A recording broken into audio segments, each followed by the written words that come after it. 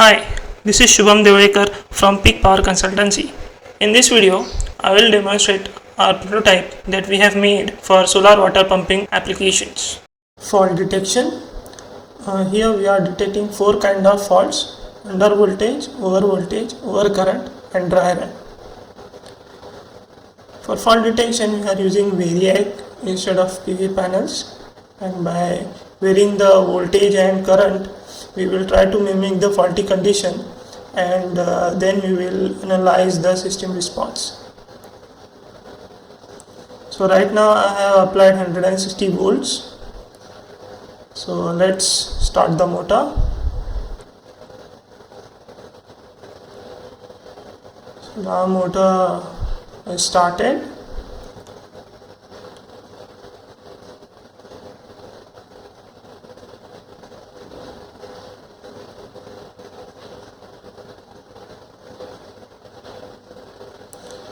For under voltage, we kept the VDC minimum threshold value at 120 volts.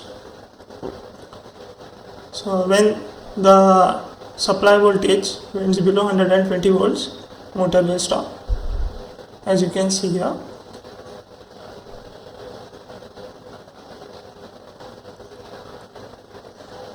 Here you can see the under voltage fault has been detected. If I try to clear this fault, the controller won't take my command since the supply voltage is still below 120 volts. So now I am increasing the supply voltage.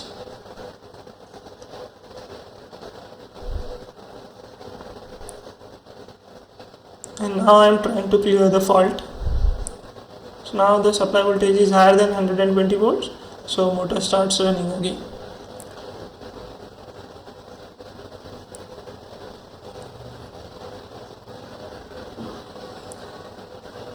So the supply voltage is currently around 168 volts, and for over voltage detection, we kept the VDC max threshold value at 200 volts. When the supply voltage went above 200 volt, motor will stop, as you can see here.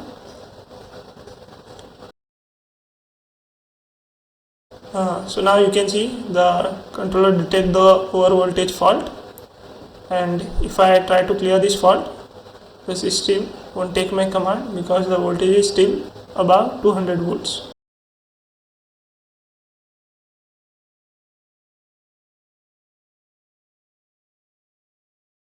Now I am reducing down the supply voltage.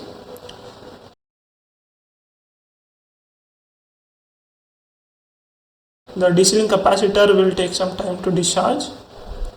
Now it is below 200 volts. So if now I try to clear the fault, the system will take my command and motor will start running again.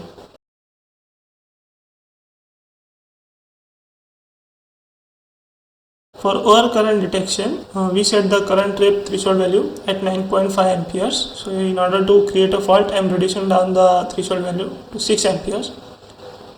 So now you can see the overcurrent fault has been detected and motor stopped running.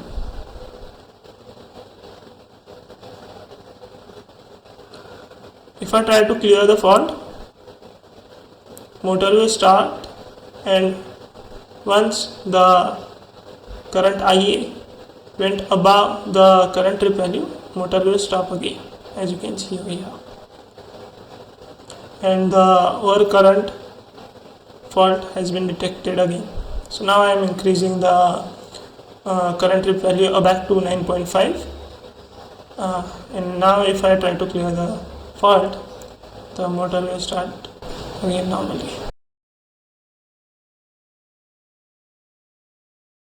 For dry run fault, if the speed of the motor is above threshold value, that is 15% of the rated speed, and the current IA is above dry run threshold value, that is 1 ampere, then motor will run normally. If the dry run current is higher than IA, dry run fault will be detected and motor will stop. Here for a dry run, I am increasing the dry run current value to to 7 amperes.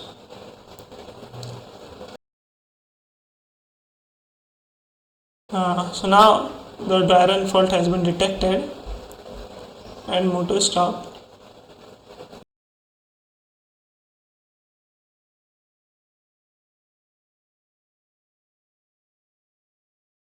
If I try to clear this fault, the motor will start running again, and once the speed went above the threshold value and the current IA is less than the dry run current, then the dry run fault will appear again and motor will stop running. So now you can see the motor is stopped and the dry run fault has been occurred again.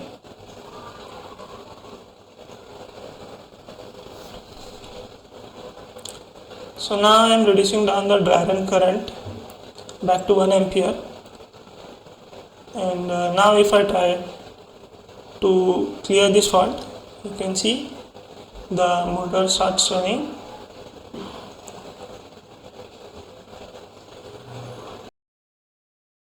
And now if I increase the speed over the threshold value, that was the 15% of the rated speed, still motor is running properly